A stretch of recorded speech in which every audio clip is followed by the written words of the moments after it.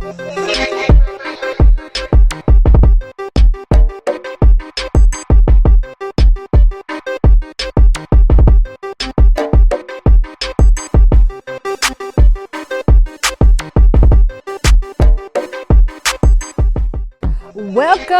to True Nation. Guess what, y'all? I'm doing it solo today. But, hey, we still got a treat for you. So, of course, we're going to tell you about a little of the lineup. Of course, we got On This Day in History, and we're going to be talking about our girl, Billie Holiday. And, of course, what's trending is Kitty C, the book author of Triad. We're going to figure out what that's about. You and me both, all together at one point. Rooted in the arts, of course, we're going to be talking to Patrick Crisp, where he is like this new upcoming guy, gentleman, as we may want to say, in the digital media world. So we're going to see what's going on in his world, because I'm not a digital girl, but he is. But hey, but not a girl though. You'll do, remember that. Okay, but then we have music trends. We're gonna throw a couple of our videos from Video Nation. You remember me, PHOEBE, CRAPE, your girl, I'm your host, Video Nation. Well, yeah, we're gonna give you 2 videos from that. Also, we're gonna do, if we have time, talk at the True Nation table with PHOEBE, and authoress Kitty C may be joining me. So until then, you come on back and you sit and you have and you enjoy. I want to say have fun, but still, let's enjoy. Talk to you soon. Bye.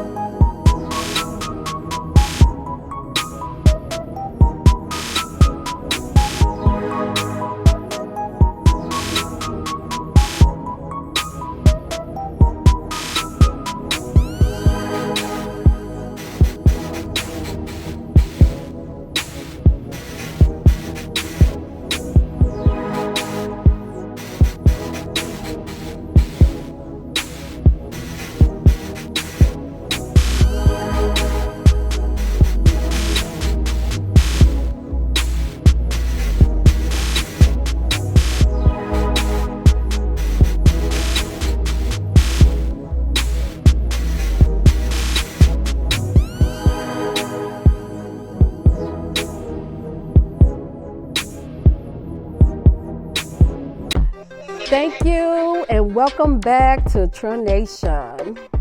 So we're in the trendy section. We want to know about what's happening in the trending news. But hey, what's trending is Kitty C with her new book, Triad. Okay, but guess what? She was here before. But under a different brand. It was CRAPE. She had her book, her name is Karma, 1, 2, and 3. And we enjoyed her then. And we're going to enjoy her now with this new spicy book coming up. I mean, that's actually out. It's not coming up, it's out.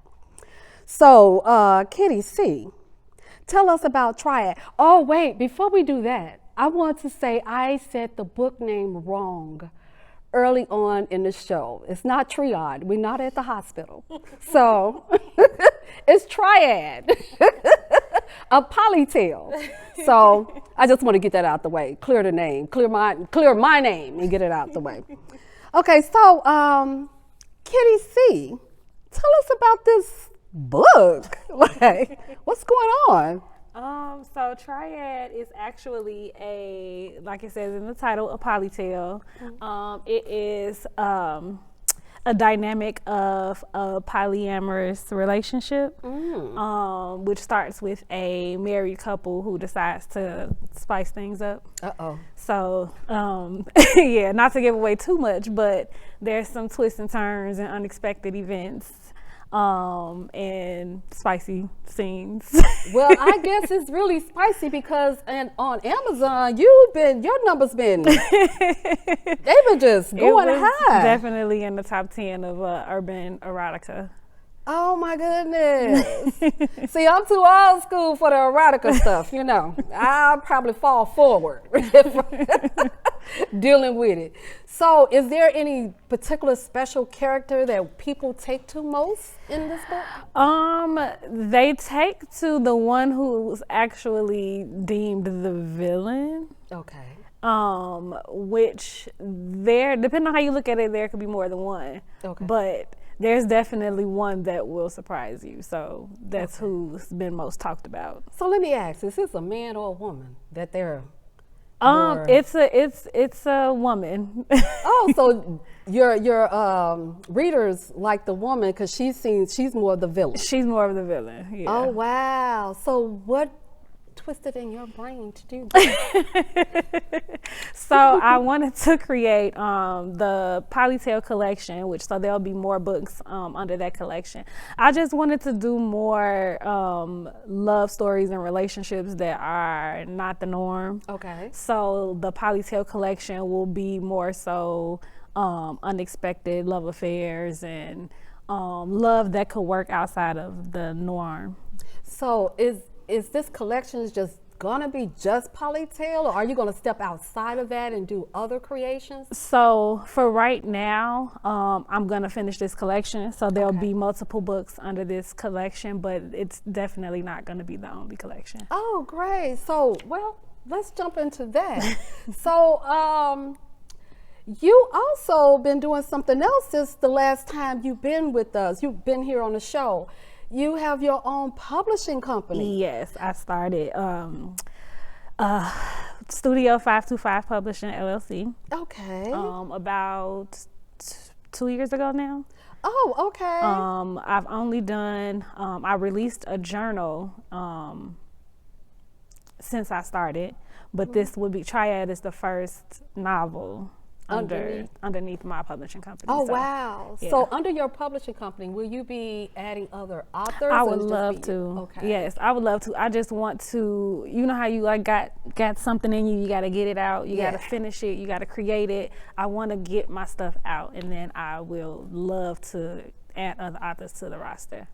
So how do you psych yourself out to, you know, get your thought process going when you start writing your books?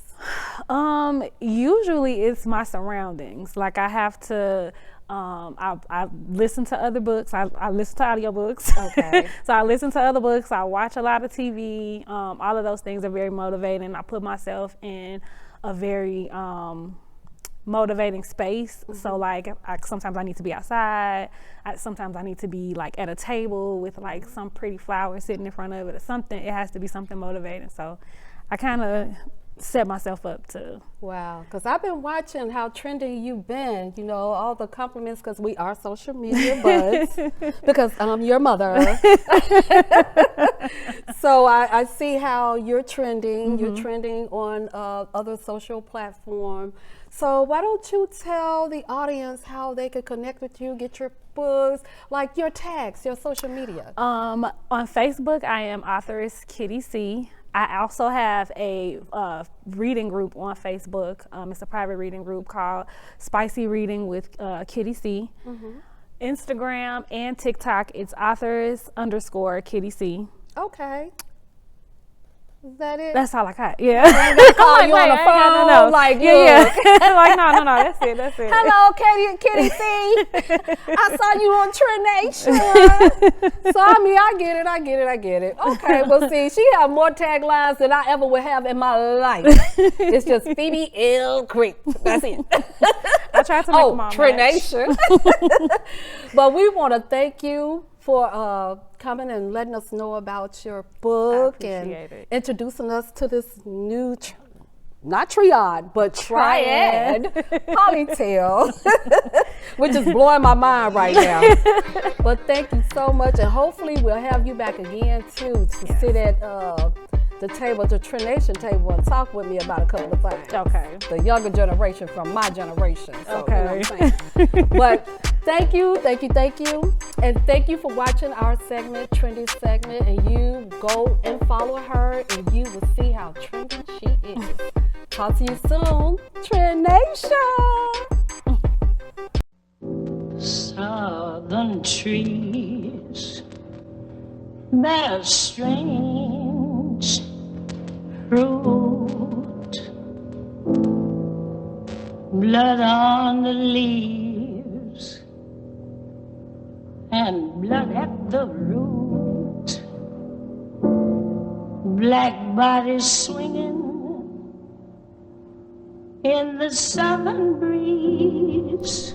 True Nation presents On This Day in Black History. March 27, 1948, Billie Holiday performed before a sold-out audience at Carnegie Hall in New York City. Born Eleanor Fagan in 1915, Billie Holiday, nicknamed Lady Day, spent much of her young life in Baltimore, Maryland. Raised primarily by her mother, Holiday only had a tenuous connection with her father, who was a jazz guitarist in Fletcher Henderson's band. Billie Holiday made her first appearance as the headliner at New York's renowned Carnegie Hall to a sold-out audience. The appearance of the jazz singer and music legend took place just days after Holiday had been released from jail on a drug charge. Holiday was said to have been so nervous before the performance that she pricked herself while pinning a gardenia in her hair. Nonetheless, it was a celebrated performance, with a high point being her rendition of the song Strange Fruit. The Amsterdam News said that song was done with the hall in complete darkness and a single spotlight etching her face. The Carnegie Hall performance came during a high point of Holiday's career. She had no formal musical training, but with an instinctive sense of musical structure and a deep knowledge of jazz and blues, she developed a singing style that was deeply moving and individual. Holiday spent much of her years in Harlem. By the late 1950s, her career and health suffered as a result of drug usage. She also had abusive relationships, and Holiday died in July of 1959 at age 44 in New York City. Billie Holiday, True Nation salutes you.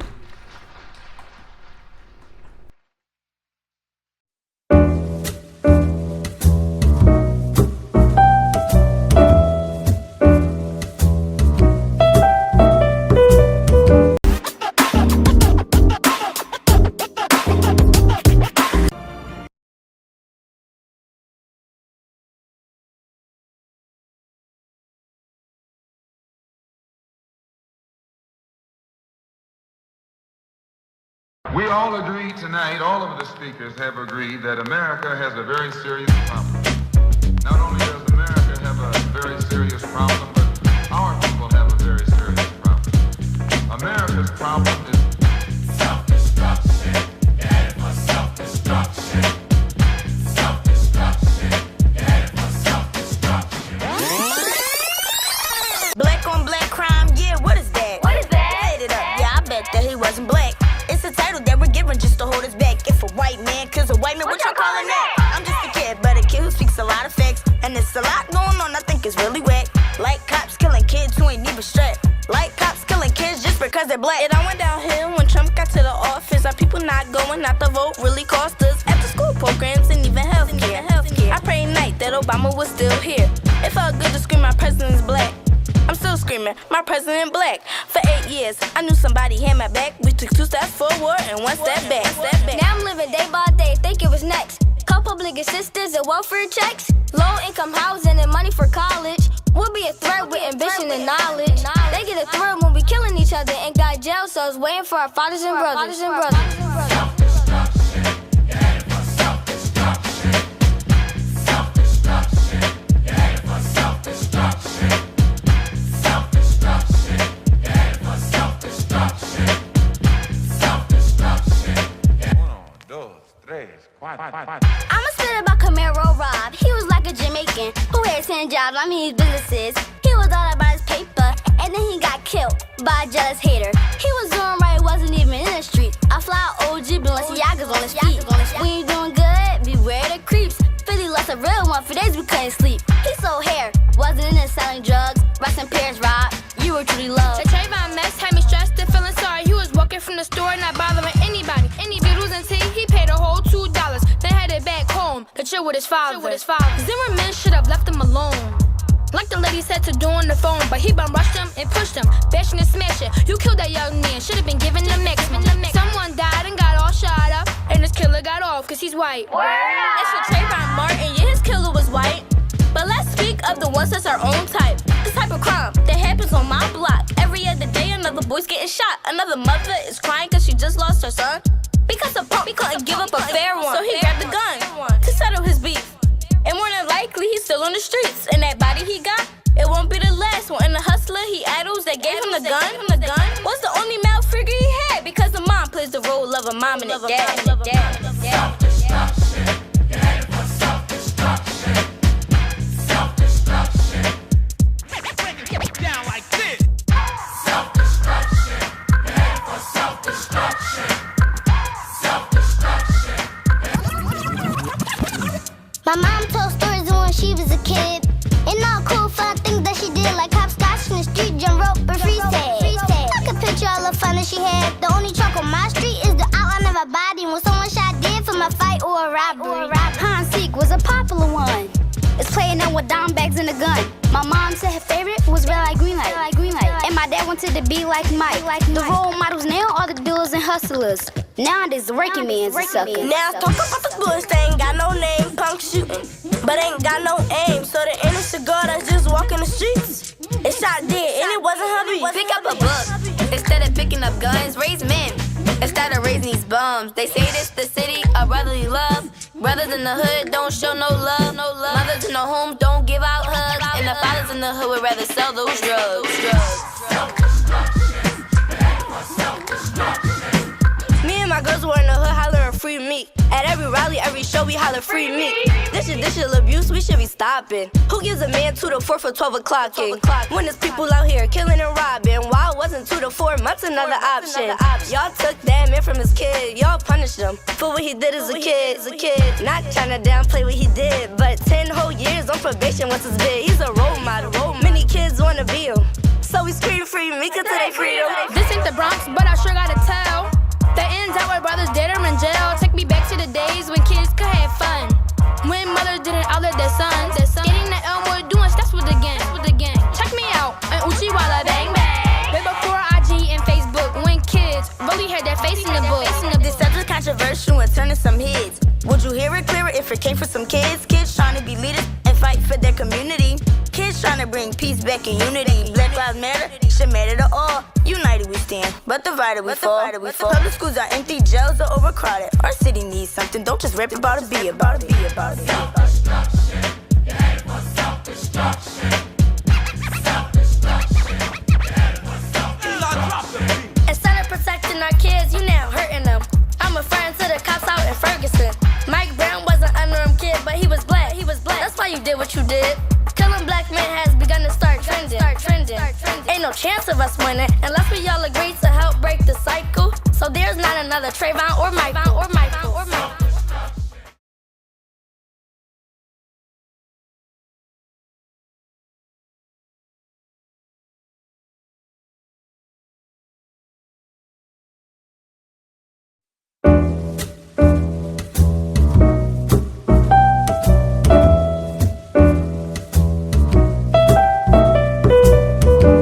Welcome back to True Nation. Now we're on a new segment. Guess what we gonna be talking about? No.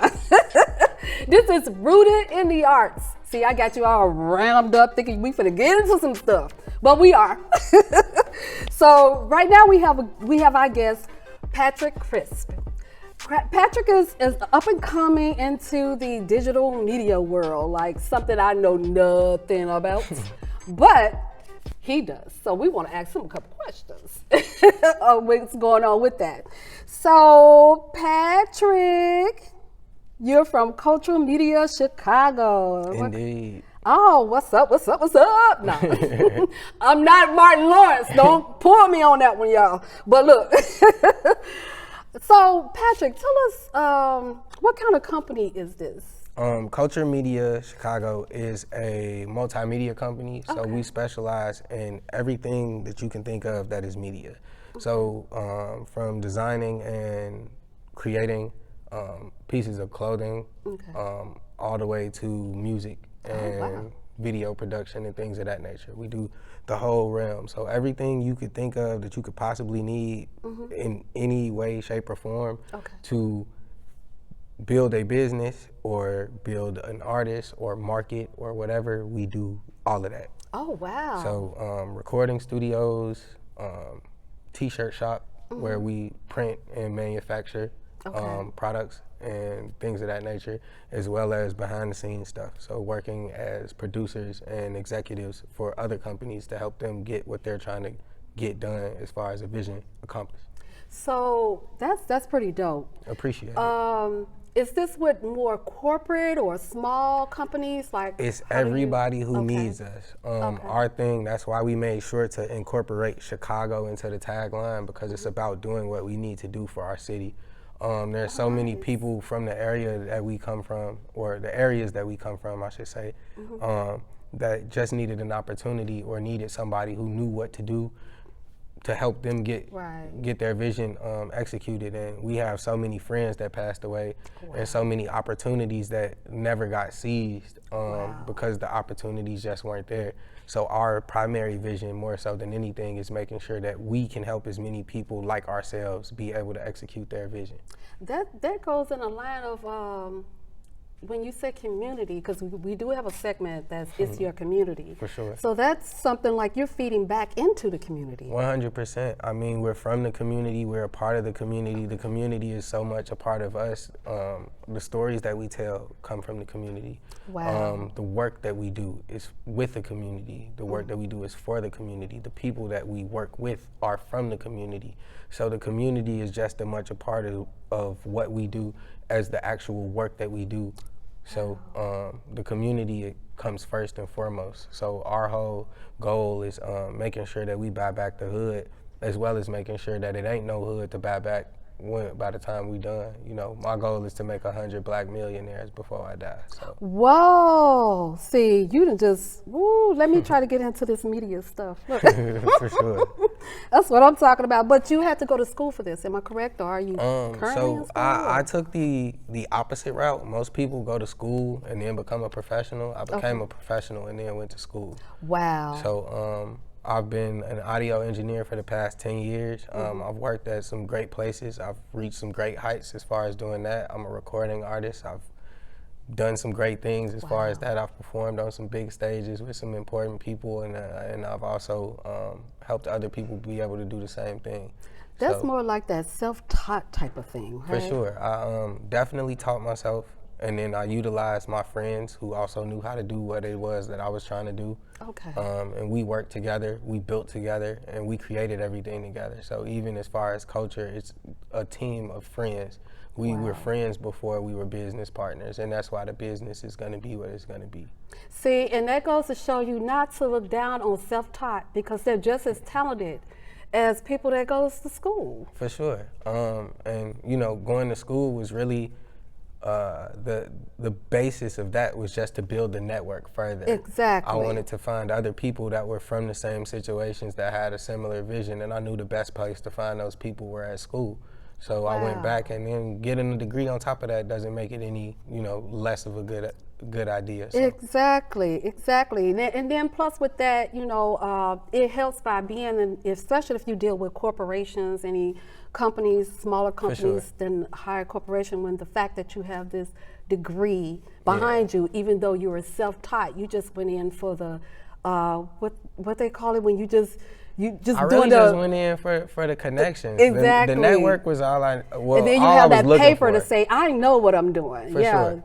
I got this behind me, even though I know what I'm doing, but here's the paper to say that I know what I'm doing as well. Yeah. Even though you are already confident. And right? the beauty of it was that I have a resume too. So most people got to get the resume after the degree. That's true. And I had the resume and then got the degree. You just did it backwards. Yeah. See, that's what I'm talking about. We all in the same place, and we all reaching the same goals. But that should be encouraging for the next. For sure. That's saying, I got to go to school, but I get it, I totally get it. So after you graduate, what are your plans then?